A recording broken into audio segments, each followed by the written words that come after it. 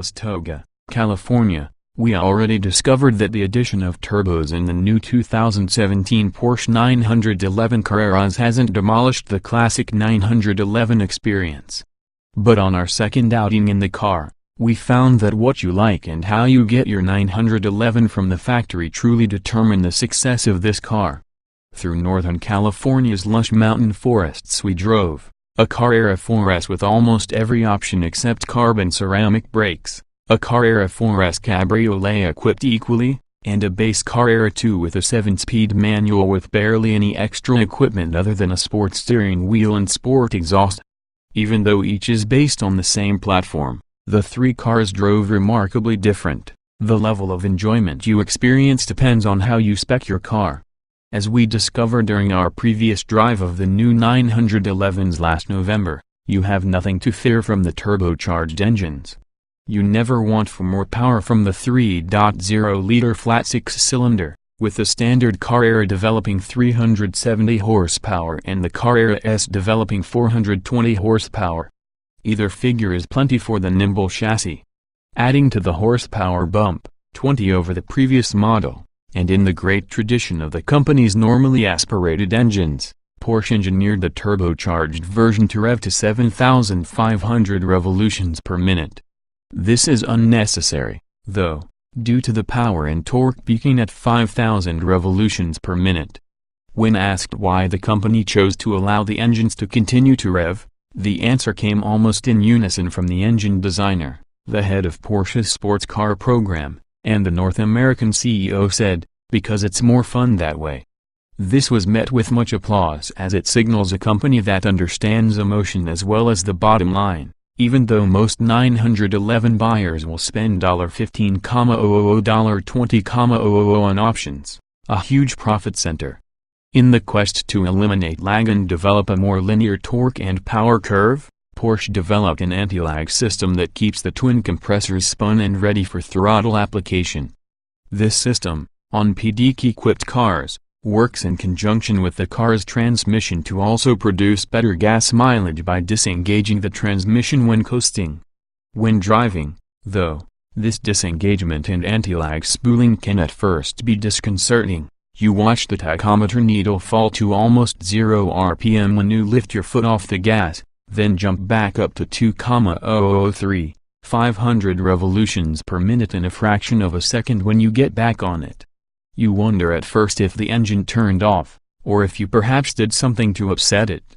One thing we noticed, and this is more of a personal preference, is the array of engineered pops and crackles from the optional sports exhaust, which was on every car we drove. Lay on the gas and give a slight lift and you're met with the same 3 pops you created the last time you lifted. Gas, lift, pop, pop, pop. Gas, lift, pop, pop, pop. It sounds pre-recorded as if played on a loop, exactly the same every single time. When questioned about the fictitious sounding overrun, Porsche's engineers stated that, like the Jaguar F-Type and its maniacal exhaust, small droplets of unburnt fuel are dropped into the exhaust system not only to engineer the 911 soundtrack, but also to keep the catalytic converters hot and emissions down. At one point, our driving partner deemed our complaints about the disingenuous pops as hilarious, and proceeded to accelerate and lift repeatedly for a straight 5 minutes. Maddening. The 911's chassis is as usual sublime, and its road manners are as wonderful as you'd expect from Porsche and the 911. However, the loud cabin at speeds above 30 miles per hour is exasperating. Road noise booms inside and reverberates throughout the car. It's far less prevalent when driving on well-kept pavement, but on pockmarked stretches the experience becomes incongruent with the car's price. It's understandable that Porsche wants to save weight for better performance, but a Carrera 4S with thousands of dollars worth of options is now a grand touring car deserving of a quieter cabin, and road noise like this is unacceptable. Much of the car's interior carries over from the 991.1 911 Carrera, with only a few new touches to update it. Chiefly, the infotainment center now has a flush-mounted screen with capacitive touch capabilities that make it easier to go through the car's systems. Pairing your phone is extremely easy. Yet it was slightly difficult to find where the Bluetooth source button was when trying to queue up music from our phone. Everything feels soft and luxurious to the touch, even the cheaper plastics in the standard Carrera.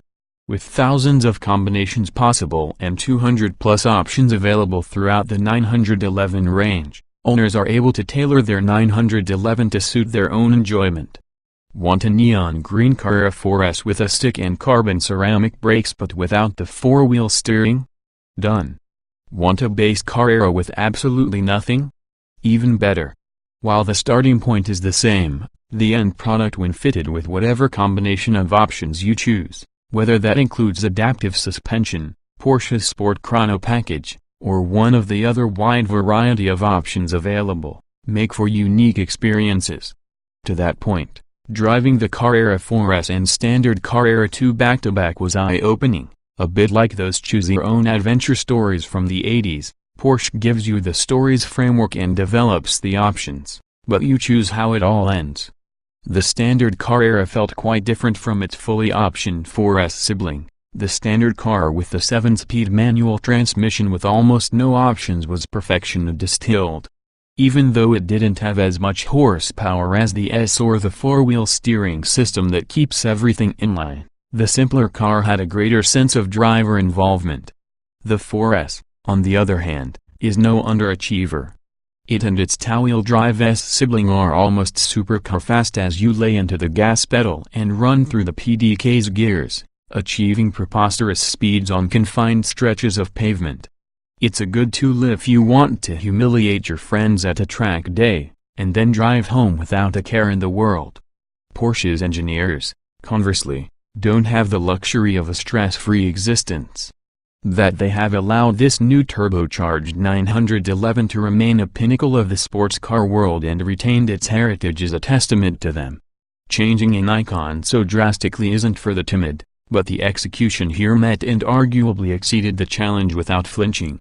2017 Porsche 911 Carrera and Carrera S specifications on sale. Now price, $90,395 Carrera, $104,395 Carrera S engine, 3.0 liters twin-turbo dock 24-valve flat 6370 HP at 6,500 revolutions per minute, 331 lb-ft at 1,7005 revolutions per minute Carrera, 420 horsepower at 6,500 revolutions per minute, 368 lb-ft at 1,7005 revolutions per minute Carrera S transmission, 7-speed manual, 7-speed dual-clutch automatic layout, 2-door, 4-passenger, rear engine, RWD Coupe PA mileage, 2,530 city highway LXWXH,